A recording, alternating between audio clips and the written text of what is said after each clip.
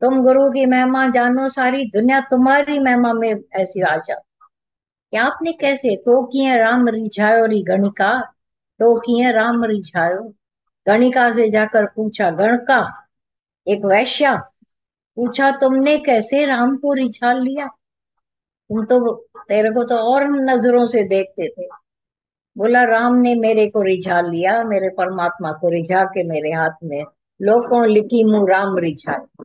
दुनिया से छिप कर मैंने अपने परमात्मा को रिझा लिया, रिझा लिया। अब सारी दुनिया तुमको आकर मानेगी, और हमारी खुशी का भी यही नंबर वन का ठिकाना नहीं रहेगा जब आपको सब मानेंगे। क्या, कैसे सुना, कैसे जाना। क्योंकि सच्चाई जानो। वैसे बोला जाता है, एक बाप कभी अपने बेटे से खुश नहीं होता है, एक सास भी, सेठ भी अपने उनसे नहीं खुश होता है। और गुरु भी दिखाता है कि मैं पूरा खुश नहीं हूं, क्योंकि आर्टिस्ट, आपने कलाकार को देखा है अपनी कलाकृति से, कभी भी उसके हाथ में छेनी होती है, ब्रश होता है, सारा समय अपनी कला को और निखारता रहे, अभी और निखारूं और निखारूं। तो ये सच्चे गुरु की निशानी है, और निखारता है, और निखार के ऊंचे से ऊंचा पद दे देता है। दुनिया के पद नहीं देता है गुरु, तो सच्चा आत्म पद देकर ऐसा तो निर्वासना बना देता है कि अब दुनिया की कोई वासना उसको छू भी नहीं पाती है। निर्वासनिक जीवन उसका, सारी दुनिया मिसाल करके आएगी, देखेगी, और उसका आदर्श मानकर उनके ही पद चिन्हों पर चलती। ये भी देख रहे हो आप, सब तो प्रत्यक्ष दादा भगवान ने जो जो बोला है वो दिखाया। ऐसा नहीं है खाली बातें थी, आप खुद देख रहे हो। लेकिन पुरुषार्थ पक्का होना चाहिए, ढीले नहीं बनो। ढीले वालों का फिर कहीं ना कहीं रह जाते हैं। गुरु इशारा करता है, हम नहीं सुनते, हम नहीं मानते हैं, तो फिर रह जाते हैं। अरे भाई, स्टेशन आ गई है, उतरो। मैंने तो सुना नहीं, तो ट्रेन आगे बढ़ जाएगी, स्टेशन उतर नहीं पाओगे, नहीं चढ़ पाओगे, नहीं उतर पाओगे। तो गुरु इशारे हमको बहुत बहुत देता है, दादा भगवान के इशारे तो सुनो। फिर कहते हैं, सहज सरल व्यक्ति का दर्शन देव दुर्लभ है, देवताओं से भी ऊंचा है। जो तुम सरल हो जाते हो, कोई भी मूर्ति जब आप देखते हो, कोई भी आपको मिले। एक बार एक राधा कृष्ण की मूर्ति माना जयपुर से कोई लेके आए थे, लेके आए, लेकिन थोड़ी शक्ल ऐसी थी जैसे बन नहीं पाई थी अच्छी। बोला उसने आधे दाम में दे दिए, आप रख लो, किसी को बोला हमारे घर में। बोला हाथ जोड़ते हैं हमको, सारी दुनिया तो ऐसा ऐसा करती है, भगवान की मूर्ति भी ऐसी होवे, कैसा देखें कि चमकती हुई मूर्ति, मुस्कुराहट वाली मूर्ति तो प्यारी लगती है। ये मंदिर में क्यों जाते हो तुम, देवता मुस्कुरा रहा है, और तुम इतना ज्ञान सुनकर कितने मुस्कुराओ।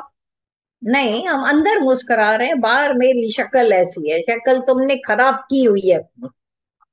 जो खुश है उसकी खुशी छिपती नहीं है, पर अंदर कुछ और छल वल पड़े हैं तो तुम मुस्कुरा भी नहीं पाओ। ये एक अजीब बात है, मुस्कुराहट है मुफ्त की, पर हम महंगी कर बैठे। जब हम अंदर परमात्मा बच्चे सदृश हो जाते हैं, भगवान आकर वास करता है, आपकी मुस्कुराहट कोई छीन नहीं सके। गटर निकालो अपने अंदर का, तो देखो कैसे तुम माला माल हो जाते हो। फिर कोई छीन सकता है तुम्हारे। बड़े बड़े लेक्चरार हो जाते हैं लेकिन सीरियस नीरस। अरे पहले अपनी मुस्कुराहट तो हमें दिखाओ, छल के ना मुस्कुराकर। बातें सब आप ही पार करते रहोगे, मुंह देते रहोगे, होती जाएंगी, पर हमारी जो बच्चे सदृश मुस्कुराहट है वो कभी ना खत्म हो, जाने भी नहीं देनी।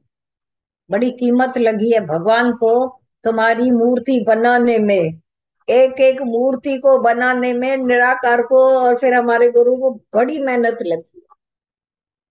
तुम हो के अपने मन के अधीन होकर फिर वो दुखी, फिर परेशान, मेरे को आने नहीं दिया गया, मेरे को जाने नहीं, टके टके वाली बातें लेकर जो रोदन करते हो। भगवान कहता, इस बार छोड़ तो दूसरी बार डबल चांस दूंगा। हाँ, मेरी को क्या पता था कि डबल ट्रिपल चांस मिलने वाला। फिर आकर के हंसते, पहले ये रोज ऐसा रोष मचाते, मेरे साथ ऐसा हो गया है। अरे भगवान को तो रख आगे। भगवान ने तुम्हारे लिए पता नहीं, एक आचार्य माई थी दादा भगवान को आकर के नई नहीं आई थी।